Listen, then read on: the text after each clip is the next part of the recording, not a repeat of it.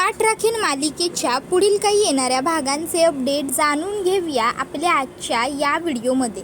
चला तर मग प्रेक्षकांनो सुरुवात करूया आपल्या आजच्या व्हिडिओला.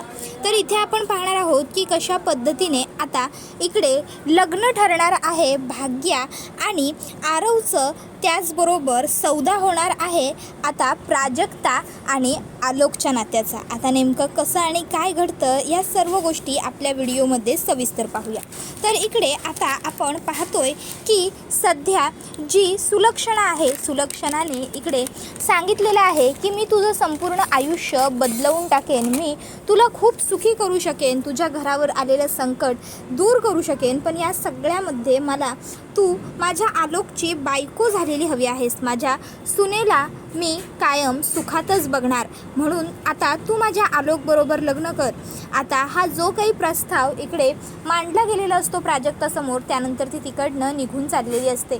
सुलक्षणा तिच्या मागे येते आणि म्हणते, बघ प्राजक्ता, पुन्हा तुला अशी संधी मिळणार नाही. सगळी सुख या घरची सून म्हणून तुझ्या पायाशी लोळण घेतील. आता सगळी सुख या घरची सून म्हणून पायाशी लोळण घेतील. हे वाक्य ऐकताच प्राजक्ता थबकते आणि म्हणते, खरंच ह्या घरची सून जी असेल तिच्या पायाशी खरंच सगळी सुख लोळण घेतील का?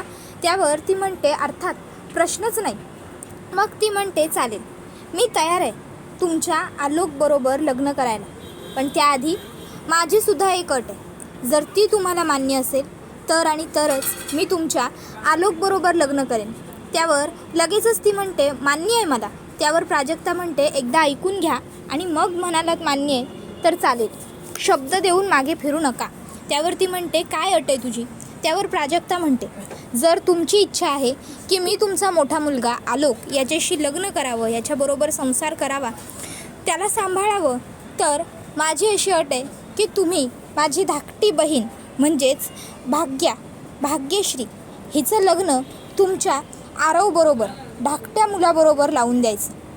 जर भाग्यश्री नावापुढे आरव सूर्यवंशी जोडलं जाणार असेल तरच माझ्या नावापुढे आलोक सूर्यवंशी मी लावायला तयार आहे. त्याबरोबर मग आता इकडे सुलक्षणा 2 मिनटं विचार करते आणि म्हणते, ठीक आहे, तयार आहे मी भाग्य आणि आरवचं लग्न लावून द्यायला. तसंही भाग्यामध्ये काहीही कमी नाही आहे. शेवटी ती तुझीच बहीण आहे. जशी तू आहेस तशीच ती सुद्धा असणार याची मला खात्री आहे. तुम्ही दोघी बहिणी आमच्या घरात सुना म्हणून याल. सूर्यवंशींच्या दोन्ही सुना, सुलक्षणा सूर्यवंशीच्या 2 सुना, पहिली सून थोरली म्हणजेच तू प्राजक्ता आणि धाकटी सून म्हणजेच तुझीच धाकटी बहीण भाग्यश्री असेल. एकीचं नाव होईल प्राजक्ता आलोक सूर्यवंशी आणि दुसरीचं नाव असेल भाग्यश्री आरव सूर्यवंशी. हा शब्द आहे माझा. उद्याच्या उद्या तुझ्या घरी येऊन तुझ्या घरच्यांशी तुमच्या लग्नाची रितसर बोलणी करेन मी. मंजूर आहे? त्यावर ती म्हणते, ठीक आहे. मग लगेचच आता सुलक्षणा तिला तो चेक देते आणि म्हणते, जा मग आता घर सोडवून घे, उद्या घरी येणार आहोत आम्ही तुमच्या. त्यावर प्राजक्ता ठीक आहे म्हणते. त्यानंतर प्राजक्ता आता त्यांचं घर सोडवते. घरात आता सगळेजण परत आलेले असतात. त्यानंतर आता दुसऱ्या दिवशी सुलक्षणा आरवबरोबर आता आणि ती अंबिकाबरोबर प्राजक्ता आणि भाग्याच्या घरी येते आणि ती आता प्राजक्ता आणि भाग्याच्या घरात हे सांगते की ती त्या दोघींना मागणी घालायला आली. वैद्यबुवा हे ऐकतात की आपल्या मुलींना एवढ्या चांगल्या घरातून मागणी आली आहे तेव्हा त्यांना आनंद तर होतोच. वैद्यबुवा म्हणतात, माझ्या मुलींना एवढ्या चांगल्या घरातून मागणी आली म्हणजे माझ्या मुली खरंच गुणी असतील हे मला कळतं आहे, पण ह्या एवढ्या मोठ्या घरामध्ये माझ्या मुली देण्याची माझी ऐपत नाही. म्हणजे तुमच्या इतकं तोलामोलाचं सध्या आमचं घराणं नाही. तुम्हाला माहिती आहेच, तुम्हीच आमची मदत केली आहे की सगळ्या संकटांवर मात करताना. त्यावर ती म्हणते, तेच वैद्यबुवा, तेच म्हणायचं आहे मला. आतापर्यंत मी तुमच्या पाठी उभी राहिले, तुमची मदत केली ते फक्त एक माणुसकी म्हणून, पण जर यापुढे आपण नात्याबंधनात जोडले गेलो तर मात्र मी कायमच एक कुटुंब म्हणून तुमची मदत करेन. कुटुंब म्हणून आपल्या कुटुंबियांना समजून घेणं हे आपलं कर्तव्य असतं. त्याबरोबर अंबिका म्हणते, आणि राहिला प्रश्न देवाणघेवाण किंवा ऐपत न ऐपत असण्याचा, तर तुम्हाला काहीच काळजी करण्याची गरज नाही आहे. आमच्या वहिनींना हुंडा वगैरे हे सगळं पटतच नाही. त्या सगळ्याच्या विरोधात आहेत त्या, आणि राहिला प्रश्न लग्नाच्या खर्चाचा, तर तुम्ही फक्त मुलगी आणि नारळ एवढंच द्या, बाकीचं सगळं आम्ही बघू, आम्ही सगळं व्यवस्थित करू. तुमच्या दोन्ही लेकी अगदी कोहिनूर हिरा आहेत आणि जर हिऱ्याला तराशायचं असेल, हिऱ्याला पारखायचं असेल तर पारखीच लागतो आणि आमच्या वहिनी अगदी उत्तम पारखी आहेत. त्यामुळे तुम्ही तुमच्या मुली बिनधास्त निसंकोचपणे आमच्या घरात देऊ शकता. आमच्या घरात तुमच्या मुलींच्या येण्याने घरपण येईल आणि राहिला प्रश्न तुमच्या मुलींच्या आयुष्याचा, तर आमच्या घरात आल्यावर तुमच्या मुलींच्याही आयुष्याचं सोनं होईल ही आमची खात्री. त्या घरात त्या दोघी बहिणींना काहीही त्रास नसेल. तुम्हाला खोटं वाटत असेल तर आमची सून प्रीतीला विचारा. प्रीतीला आम्ही अगदी आमच्या सख्या पोटच्या मुलीगत वागवतो, तिला कशाचीही कमी नाही आहे. त्यावेळी प्रीती म्हणते, हो हो अगदी खरं, मोठी आई माझ्यावर खूप प्रेम करतात आणि माझ्या सासूबाईसुद्धा. आता प्रीती विचार करते, मला काहीतरी केलं पाहिजे, नाहीतर हे लग्न पक्कं होईल. प्रीती जाणून बुजून स्वतःच्या कुडत्यावरती आता चहा सांडवून घेते. आता चहा सांडला, ऐ गरम होतं खूप, असं प्रीती ओरडते. त्याबरोबर आता प्रीतीला भाजलेलं बघून लगेचच आता सगळेच म्हणतात, अरे देवा. प्रीती म्हणते, नाही नाही काही एवढं झालेलं नाही आहे, मी धुवून घेते, मला वॉशरूम कुठे सांगाल का. त्याबरोबर चारू म्हणते, चला ना मी येते तुमच्याबरोबर, आणि मग ती प्रीतीला घेऊन खोलीत जाते बाथरूममध्ये. त्याबरोबर मग आता प्रीती म्हणते, खरं सांगू का तुम्हाला वाईट तर नाही ना वाटणार. त्याबरोबर चारू म्हणते, हो बोला ना काय झालं. प्रीती म्हणते, खरं तर तुमचं घराणं आमच्या तोलामोलाचं नाही आहे. त्याबरोबर चारू म्हणते, अहो पण तुम्ही स्वतः आलाय आमच्या घरी. त्यावर प्रीती म्हणते, हो स्वतः आलो आहे ना, पण हे सगळं तुम्हाला जे नातेसंबंध जुळत आहेत वगैरे वाटतंय, खोटं आहे हे सगळं. अहो नाटक आहे हा सगळा, दिखावा, ड्रामा. त्यावर चारू म्हणते, मला समजलं नाही. त्यावर प्रीती म्हणते, सांगते ना मी तुम्हाला सगळं अगदी सविस्तर सांगते हां.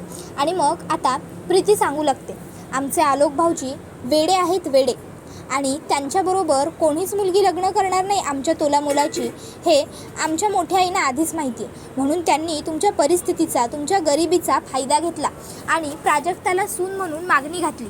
आणि प्राजक्ता स्वतःला दुःखाच्या दरीत ढकललं जातं आहे म्हणून ती तिच्याबरोबर भाग्याचा हात पकडून तिलासुद्धा दुःखाच्या दरीत ढकलायला तयार झाली. हो, तिने काय केलं माहिती आहे, तिने आमच्या मोठ्या आईंकडून वचन घेतलं की आरवचं आणि भाग्याचं लग्न झालं तरच मी लग्न करेन म्हणून. नाही म्हणजे आरव भाऊजी आमचे तसे बरे आहेत, आलोक भाऊजींसारखे वेडे वगैरे नाही आहेत, पण शेवटी सगळं काही जे आमचं आहे ना वैभव, ते आलोक भाऊजींच्या नावे आहे.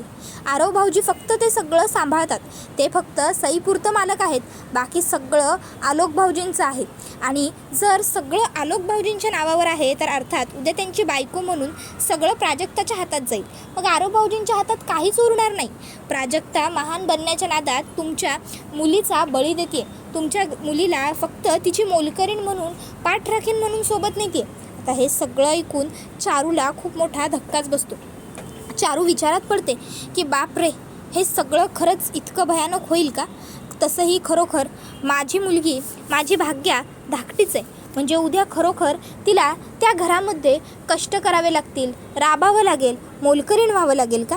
मग पाहुणे मंडळी गेल्यावर इकडे आजी म्हणते, मला खूप आवडलं हे स्थळ, आपण आपल्या भाग्यासाठी आरवचा विचार करायलाच हवा. त्यावेळी चारू आता हे सगळं जे तिला प्रीतीने सांगितलेलं असतं ते तिच्या आईजवळ बोलून दाखवते. आता प्रीतीने हे जे सांगितलं आहे ते ऐकल्यावर आजी म्हणते, हो गं खरंच ती प्रीती म्हणाली त्यात काहीही चुकीचं नाही आहे, मलासुद्धा तिचं म्हणणं पटतं आहे. तू एक काम कर, तू ना त्या प्राजक्ताकडून वचन घे की भाग्य जरी तुझी धाकटी जाऊ म्हणून त्या घरात येत असली तरीसुद्धा तू भाग्याला कायम मान देशील, तू भाग्याला कायम सन्मानाने वागवशील, आणि सगळ्यात महत्त्वाचं म्हणजे तू भाग्यापेक्षा पुढे कधीच जाणार नाही. भाग्याला विचारून निर्णय घेशील, तिला तिचं स्थान तुझ्या घरामध्ये मिळवून देशील. त्याबरोबर आता हे ऐकून मग लगेचच ती म्हणते की हो गाई, ही खरंच उत्तम कल्पना आहे, आणि तसंही ती प्राजक्ता ती काही माझ्या शब्दापुढे नाही. मग चारू प्राजूकडे येते आणि प्राजूला वचन मागते की तू भाग्याला खूप चांगलं सांभाळशील, तू भाग्याचे लाड करशील, असं मला वचन दे. आता प्राजू बिचारी साधी भोळी आहे, ती पटकन बोलून जाते, मामी तू जे म्हणतेस तसंच होईल. जरी प्राजू माझी धाकटी बहीण असली ना तरीसुद्धा मी कायम तिचं मन जपेन. त्या घरात मी थोरली सून म्हणून गेले तरी भाग्याला मी कायम माझ्या धाकट्या बहिणीसारखंच वागवेन. आता मी तिच्यावर जितकं प्रेम करते तितकंच प्रेम कायम करेन. त्या घरात मी तिला कायम सांभाळून घेईन, तिला कायम जपेन. तू काहीच काळजी करू नको मामी. त्या घरात जितका मान मला मिळेल, जितका सन्मान माझा केला जाईल, तितकाच सन्मान भाग्याचाही केला जाईल याची मी तुला हामी भरून देते. तू कधीच काळजी करू नकोस. त्याच्यानंतर हे ऐकून मग चारूला बरं वाटतं. आता प्राजू एकटीच खोलीत जाते. खोलीचा दरवाजा बंद करून घेते आणि म्हणत असते, आई बाबा तुम्ही हे सगळं बघत असाल ना, तुम्हाला वाईट वाटत असेल ना, तुम्हाला वाटत असेल आज तुम्ही जगात नाही आहात म्हणून मला हे सगळं करावं लागतं. पण असं नाही आई बाबा, अजिबात नाही. मला माहिती आहे मी तुम्हाला खोटं सांगितलं की मी खुश आहे तरी तुम्ही लगेच ओळखाल की मी खुश नाही आहे आज. म्हणून मी तुमच्याशी खोटं नाही बोलत आहे. मी खरंच आज खुश नाही आहे आई बाबा, खरंच खुश नाही आहे. तर दुसऱ्या बाजूला इकडे आता सुलक्षणा ही घरी आलेली असते. सुलक्षणा म्हणत असते, ठरल्याप्रमाणे आपण प्राजक्ताला उपकारांच्या ओझ्याखाली इतकं दबवलं की शेवटी तिने आलोकबरोबर लग्न करायला होकार दिलाच. आता फक्त लग्न होण्याची कसर आहे. आता पण एक सगळ्यात मोठा गोंधळ आहे, तो म्हणजे आलोकपर्यंत अजून या गोष्टी पोहोचलेल्या नाही आहेत. त्यामुळे घरातलं वातावरण खूप थंड आणि शांत आहे. पण आता लग्न ठरवून तर आपण आलो आहे, ही गोष्ट आलोकला सांगायला हवी. ऐन मुहूर्ताच्या वेळी आलोकने लग्नाला नकार द्यायला नको. आलोकने काहीही तमाशा न करता हे लग्न स्वीकारायला हवं. त्यासाठी आलोकशी व्यवस्थित बोलावं लागेल, त्याला व्यवस्थित समजावं लागेल. अंबिका तू एक काम कर, ही जबाबदारी तू घे. आलोकला समजावून सांग, प्राजक्ता त्याच्यासाठी योग्य आहे हे त्याला पटवून दे. प्राजक्ताशिवाय त्याला चांगली मुलगी मिळणार नाही हे त्याला कळू दे. त्याबरोबर दुसऱ्या बाजूला इकडे प्राजू म्हणत असते, मी जरी आज खुश नसले ना तरीही मी जे काही करते ना आई बाबा ते सगळं मी माझं कर्तव्य म्हणून करते. मी आजपर्यंत ह्या घरात लहानाची मोठी झाले. ह्या घराने मला स्वीकारलं, अपनवलं. ह्या घराने मला माझं असं काहीतरी मिळवून दिलं.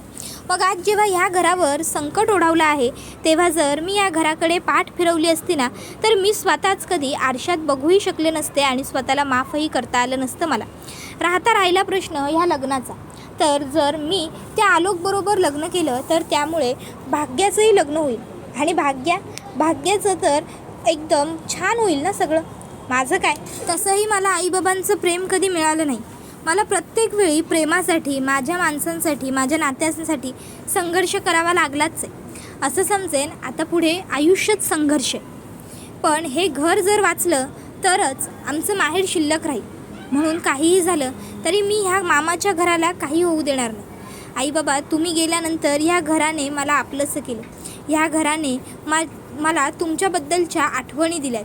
ह्या घरात मी तुमची भरभरून आठवण काढून ढसाढसा रडली. ह्याच घरात मी तुम्हा दोघांसाठी काहीतरी प्रार्थना केली. ह्याच घरात तुमची मी मुलगी झाले याचा गर्व मी व्यक्त केला. आणि आज हेच घर जर नाहीसं होणार असेल ना तर ते मला सहन नाही होणार.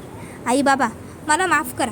कदाचित मी जे काही करते ते तुम्हाला पटतही नसेल, तुम्ही जिथून कुठून हे बघत असाल, पण मला हे सगळं करावंच लागेल. मला खरंच माफ करा. तर दुसऱ्या बाजूला भाग्य जी असते तिचं लग्न आरवबरोबर ठरलेलं असतं आणि आरवने हुंडा वगैरे काही नको म्हटलं आहे. त्याने तिला ती आहे तशी स्वीकारलं आहे. ह्या गोष्टीमुळे ती खूप खुश असते. ती विचारात म्हणते, खरंच भाग्या जे बोलली होती, प्राजू जे बोलली होती ते खरं ठरलं. भाग्या तुला खूप चांगला मुलगा मिळेल आणि खरंच मला किती चांगला नवरा मिळतो आहे. खरंच आरव खूप चांगले आहेत. आता खरं तर बिचाऱ्या भाग्याला माहीतच नाही आहे आरवचं आणि तिचं लग्न होण्यासाठी प्राजूने केवढा मोठा त्याग केला. तर जेव्हा आरवला समजतं की त्याचं लग्न होणार आहे आणि ते सुद्धा भाग्याबरोबर, तेव्हा आरवला तर खूप आनंद होतो. आरव म्हणू लागतो, खरंच आई तू ग्रेट आहेस. तू ठरवलं आहेस ना सगळं, मग झालं तर. तुझ्या शब्दापुढे मी नाही आहे. मी तिच्याशी लग्न करायला तयार आहे.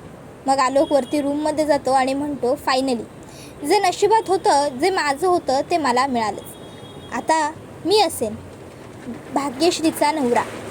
कसं वाटेल भाग्यश्रीचं नाव लग्नानंतर ऐकायला? सौभाग्यवती Bhagyashree Aarav Suryavanshi. Wow, it's really great, amazing. त्याबरोबर हा व्हिडिओ इथेच संपतो. व्हिडिओ आवडला असेल तर व्हिडिओला लाईक करा, चॅनलवर नवीन असाल तर चॅनलला सबस्क्राईब करा आणि बेल आयकॉन आठवणीने प्रेस करा, जेणेकरून तुम्हाला पुढच्या प्रत्येक व्हिडिओचं नोटिफिकेशन मिळत जाईल आणि सर्व व्हिडिओंचा आनंद हा अगदी उत्तम पद्धतीने घेता येईल. धन्यवाद. Take care all of you.